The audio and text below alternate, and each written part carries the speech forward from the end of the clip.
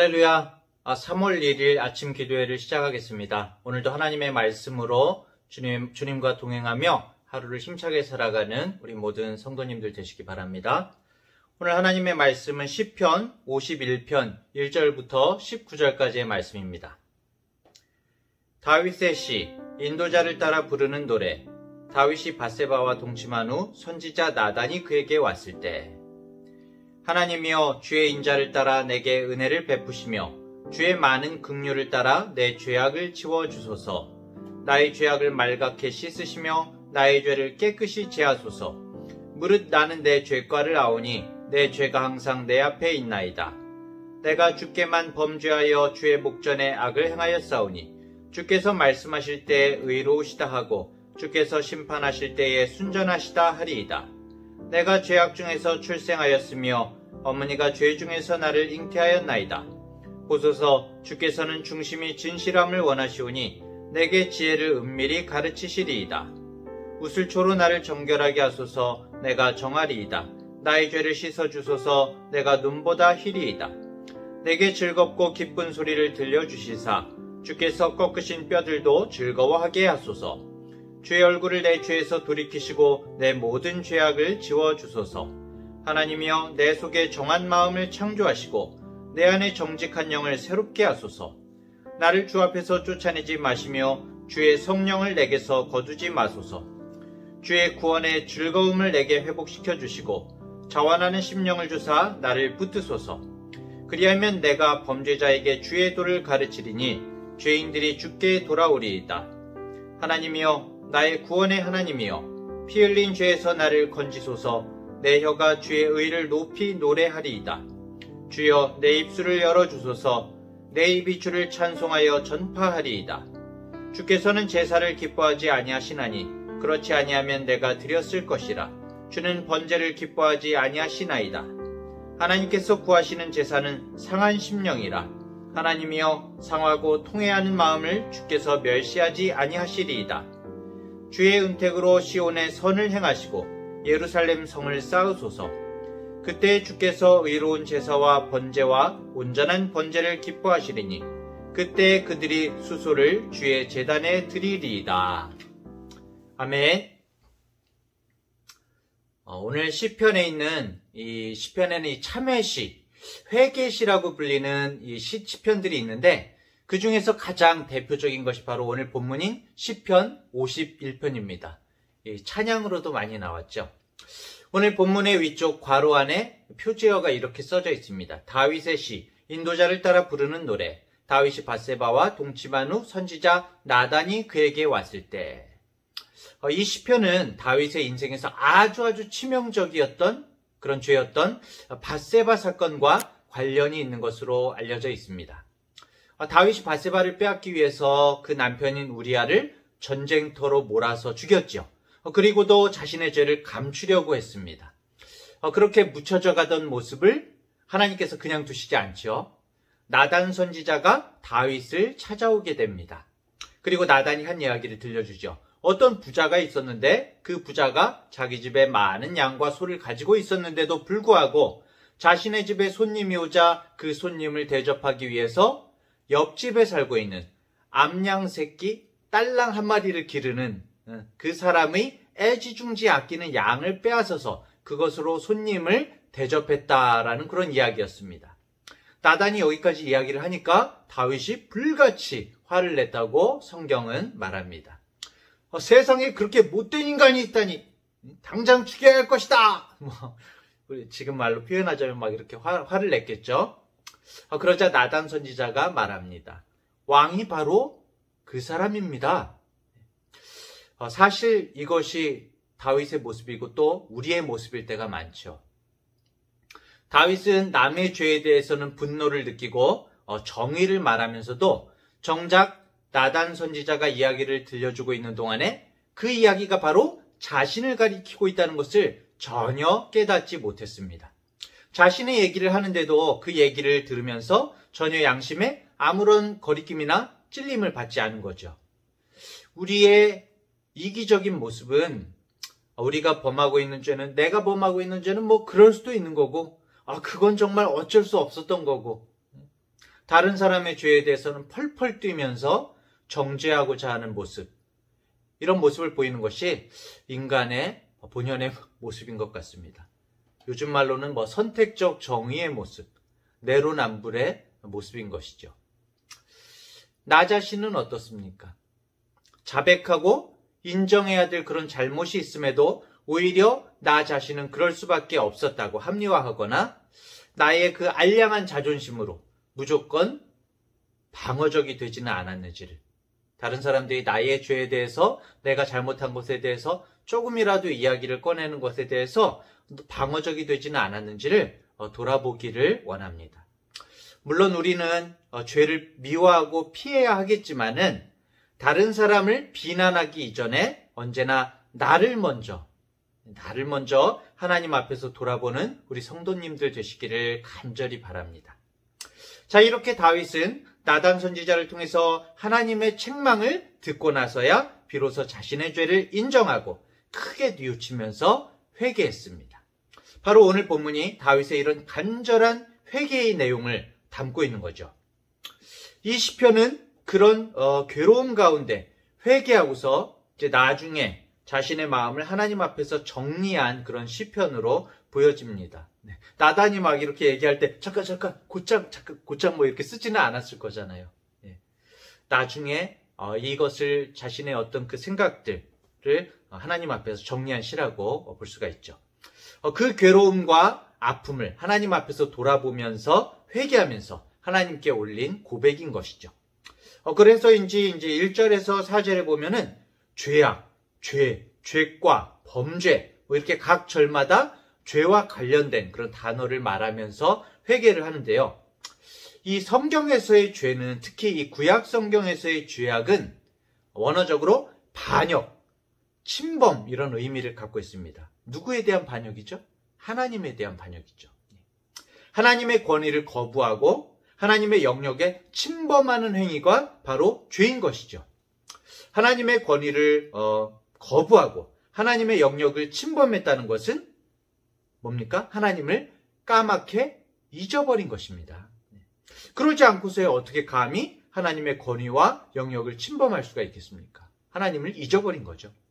우리아를 죽이는 사건을 저지를 때 다윗은 하나님께서 자신을 보고 계신 것, 자신을 다스리고 계시다는 사실을 완전히 잊어버리고 있었던 겁니다.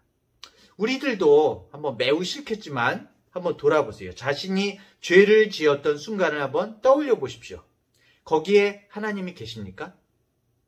하나님을 완전히 홀딱 까먹어 버렸죠. 사실 인간의 모든 죄가 여기에서 시작이 됩니다. 우리가 하나님을 모시고 정말 인식하고 있다면은 어떻게 그 앞에서 누군가를 미워하고 누군가를 해치고 속일 수가 있을까요? 우리는 우리 마음의 주인이신 하나님과 언제나 동행해야 하는 것이죠. 우리 인생의 주인은 크게 두 가지로 나뉘어집니다. 하나님 아니면은 하나님이 아닌 다른 것. 딱 두 가지예요. 하나님이 아닌 다른 것. 그 하나님이 아닌 다른 것은 몇 가지 종류로 나누어 볼 수가 있죠. 대표적인 것이 뭘까요?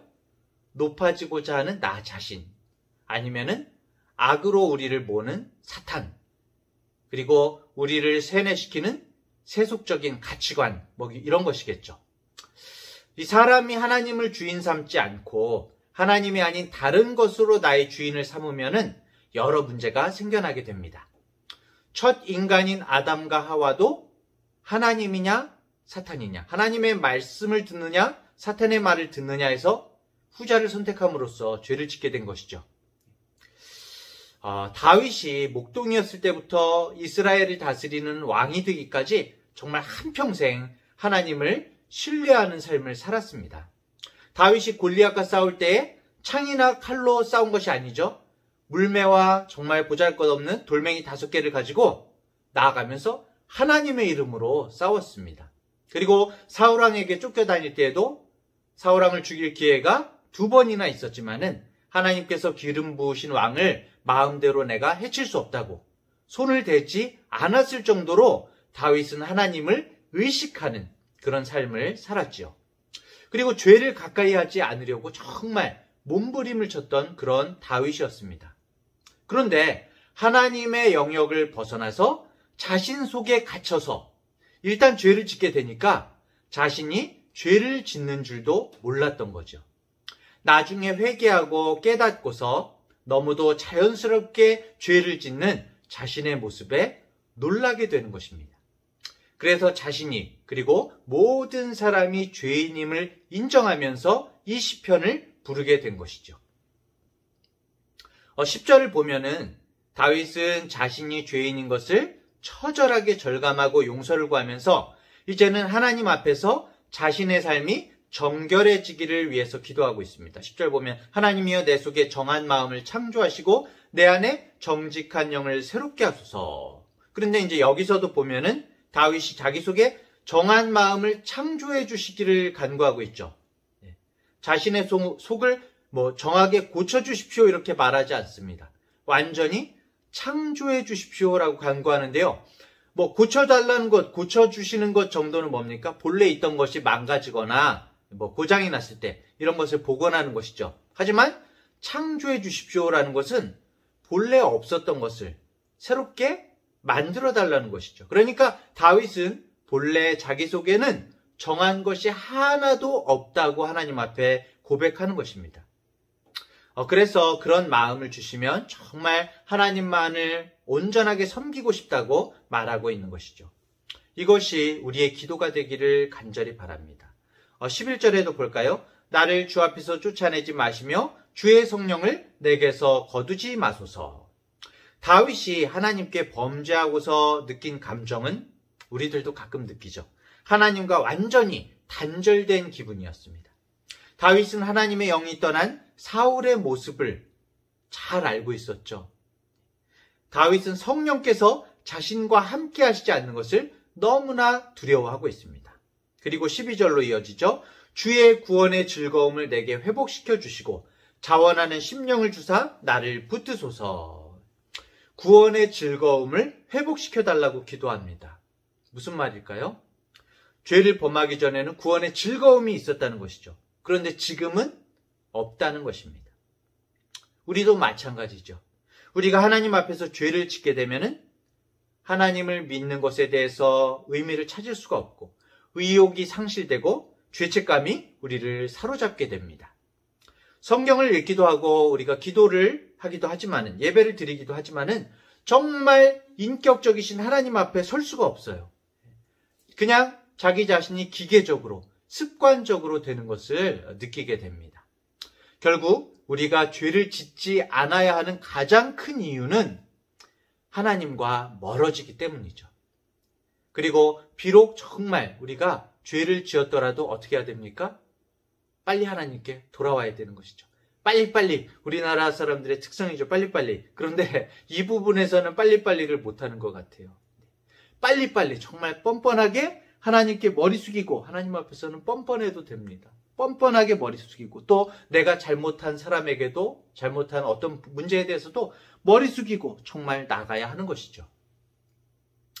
13절부터 다윗은 하나님 은혜로 자신이 새롭게 된다면은 범죄한 자들에게 주의 도를 가르치고 하나님을 찬양하며 전파하는 삶을 살 것이라고 말하고 있습니다. 하나님이 원하시는 정말 상한 심령의 예배, 겸손하고 올바른 예배를 드리겠다고 약속하고 있습니다.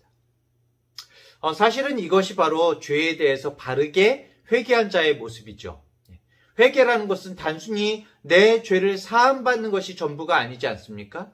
진실한 회개는 근본적인 변화가 뒤따라야 하는 것입니다. 회개란 것이 내가 원하던 길에서 돌이켜서 하나님이 원하시는 그 길을 순종하면서 걸어가는 것이 바로 회개인 것이죠.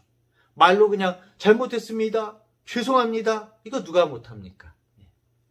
회개란 정말 나 중심적인 삶, 행동에서 하나님이 기뻐하시는 삶으로 바꾸려고 몸부림치는 것이 회개인 것이죠. 회개는 정말 똑같이 범죄한 자들 앞에서 그것이 얼마나 어리석은 일이고 하나님 앞에서 사는 것이 진정한 지혜의 삶이라는 것을 알리는 것이라고도 나와 있습니다. 어떻게 보면 사실은 이 전도가 참 그런 것 같습니다. 전도, 내가 너보다 잘나고 우월한 것은 하나님을 믿기 때문이다. 이래서 전도가 되나요? 전도가 무엇일까요? 이런 게 아니라 나도 병들고 비참한 죄인이었지만은 하나님의 은혜 안에서 치료받고 있고 회복되고 있다. 하나님의 병원으로 오세요. 저 같은 환자도 치유가 될 수 있습니다. 라는 것이 전도인 것이죠. 자, 그러면서 다윗이 또 한 가지 16절, 17절에서 강조하는 것이 있죠. 우리가 너무나 잘 아는 유명한 구절인데요. 하나님께서는 제사나 번제를 기뻐하시지 않고 상한 심령과 통회하는 마음을 받으신다는 거죠. 이제는 예전에 찬양도 있지 않습니까? 이제는 나 사는 것 아니요 주 내 안에 사네. 주님께서 내 안에 사신다는 건데, 근데 우리는 아직도 이렇게 시퍼렇게 살아있지 않습니까? 자아가. 인간이 범죄한 이후로 죄인인 인간이 거룩하신 하나님을 만날 수 있는 길을 은혜로 주셨는데, 그것이 바로 제사, 예배인 것이죠. 하나님께서는 제사를 드릴 때 구약에서 보면은 짐승을 죽이거나 곡식을 곱게 갈아서 제물로 드리도록 했습니다. 그런데 그 짐승과 곡식은 바로 상징인 거죠, 상징. 하나님께 짐승 구워드리면 하나님께서 그걸 막 쩝쩝 드십니까? 곡식으로 떡을 만들어 드시나요? 아니죠. 그 짐승과 곡식이 바로 우리를 대신하는 거죠. 우리가 하나님 앞에서 제물인 짐승처럼 죽어줘야 되는 것이고 곡식처럼 갈아줘야 하는 것이죠. 그것을 고백하는 것이 바로 제사인 것입니다. 예배인 것입니다. 지금도 마찬가지죠. 우리의 예배에서 우리 자신이 나 자신을 내려놓지 않고 아직도 내가 옳고 내가 의롭다고 내가 잘났다고 서 있으면은 우리는 죽어진 것이 아니죠. 모든 예배의 행위가 무의미해지는 것입니다. 결국 우리 인간이 하나님 앞에서 주님을 만날 수 있는 길은 무조건 나 자신이 죄인임을 인정하고 진정으로 고백하는 상한 심령, 통회하는 마음밖에 없다는 것이죠. 아직도 누군가를 미워하고 계십니까? 아직도 원망하고 계십니까? 나라는 웅덩이 안에 빠져 있습니까? 그 웅덩이에서 빠져나와야 되죠. 그렇게 신실하게 살았던 다윗이 어떻게 그렇게 이전에 행하지 않았던 죄를 저질렀을까요? 그것은 하나님의 은혜를 잊어버리고 자기 자신의 웅덩이에 스스로 갇혔기 때문입니다. 사랑하는 성도 여러분, 우리 중앙대학교의 모든 성도 여러분, 인생의 주인을 잊어버리고 자기라는 웅덩이에 갇히게 되면은 우리의 인생도 죄에 빠질 수밖에 없습니다. 정말 오늘 하루도 자기 웅덩이에 빠진 날이 아니라 주인 되신 하나님을 기억하며 생명의 시냇물을 모든 사람에게 흘려보내는 주님의 통로로서의 삶을 사시기를 축복합니다. 혹시라도 정말 죄의 유혹 앞에 서게 될 때마다 나의 인생은 오로지 하나님의 은혜로 살아가고 있고 그런 인생이고 정말 하나님 은혜 때문에 내가 망하지 않고 있음을 생각하시고 나의 앞에 계신 주님을 바라봄으로 죄의 유혹을 뿌리칠 수 있으시기를 간절히 축원합니다.